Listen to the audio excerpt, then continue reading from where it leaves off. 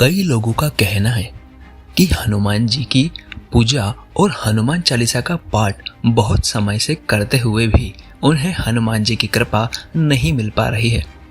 तो चलिए जानते हैं हाउ टू टेक संकल्प फॉर हनुमान चालीसा। अगर आपके मन में विशेष कोई मनोकामना है तो आपको विशेष नियमों के साथ हनुमान जी की पूजा और हनुमान चालीसा का पाठ करना चाहिए।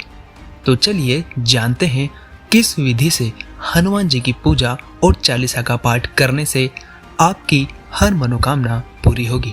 हनुमान चालीसा इतनी शक्तिशाली है, निश्चित ही विधि पूर्वक अगर आप पूजा पाठ करते हैं तो आपकी हर इच्छा पूरी हो जाती है। तो चलिए जानते हैं 11 दिन हनुमान चालीसा का संकल्प। यदि हनुमान चालीसा संकल्प विधि अनुसार पालन किया जाए तो आपकी हर मनोकामना पूरी होती है। लेकिन ध्यान रहे, संकल्प पूरी होनी चाहिए। मनोकामना पूर्ति के बाद कई लोग संकल्प पूर्ति नहीं करते। तो चलिए जानते हैं हनुमान चालीसा संकल्प कैसे करें। 11 दिन हनुमान चालीसा संकल्प विधि। पहला नियम। यह नियम आप मंगल या शनिवार से शुरू कर सकते हैं। आप शुरू करने से पहले कुछ विशेष बातों का ध्यान रखना चाहिए, जैसे कि समय निश्चित होना चाहिए। सुबह या शाम जो समय आपको अनुकूल हो उसी समय हनुमान जी की पूजा और पाठ करना चाहिए। सुबह करें तो सूर्योदय के 1-2 घंटे के अंदर स्नान इत्यादि करने के बाद आप पाठ कर सकते हैं। और अगर आप शाम को करना चाहते हैं तो 7 बजे के पहले पाठ कर लीजिए। लेकिन ध्यान रखिए, समय एक ही होना चाहिए। अगर आप शाम 7 बजे पूजासन पर बैठते हैं तो उसी समय हनुमान चालीसा का पाठ करें। ऐसा नहीं होना चाहिए कि आज आप 7 बजे बैठे हैं, कल आप 8 बजे, फिर अगले दिन 6 बजे पूजा पाठ करने बैठ गए। सिर्फ 11 दिन अगर आप इस विधि से हनुमान चालीसा का पाठ करते हैं तो आपकी हर इच्छा पूरी होगी, आपकी हर बाधा टल जाएगी। दूसरा नियम, आपका आसन एक ही होना चाहिए। जैसे कि हनुमान चालीसा पाठ करने से पहले आप कोई भी कपड़ा या आसन लेकर बैठ जाते हैं, वो गलत है। और ऐसा भी नहीं, जो भी आसन पर आप पूजा करते हैं उसी आसन पर घर का कोई और सदस्य बैठकर पूजा करता है। एक ही आसन होना चाहिए जिस पर बैठकर आप हनुमान चालीसा का पाठ करेंगे। तीसरा नियम, हनुमान जी की पूजा में लाल रंग का आसन होना चाहिए। चौथा नियम, हनुमान जी की पूजा और हनुमान चालीसा करने का स्थान भी एक होना चाहिए। प्रतिदिन एक स्थान पर बैठकर हनुमान जी की पूजा और चालीसा का पाठ करना चाहिए।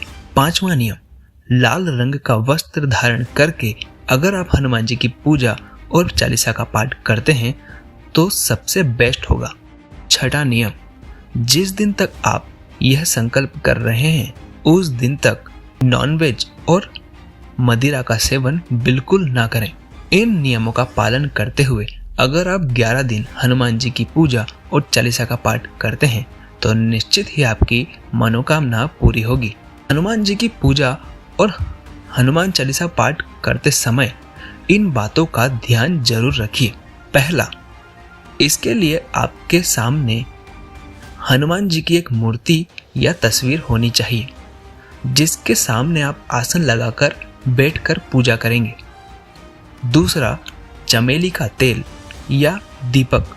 चमेली के तेल का दीपक हनुमान जी को बहुत प्रिय होता है, तो हनुमान जी की मूर्ति या तस्वीर के सामने चमेली के तेल का दिया जलाकर रखें।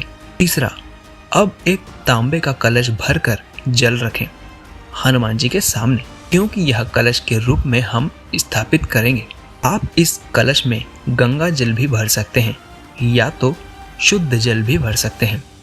चौथा, 1 या फिर 5 का सिक्का धन के रूप में कलश में डाल दीजिए।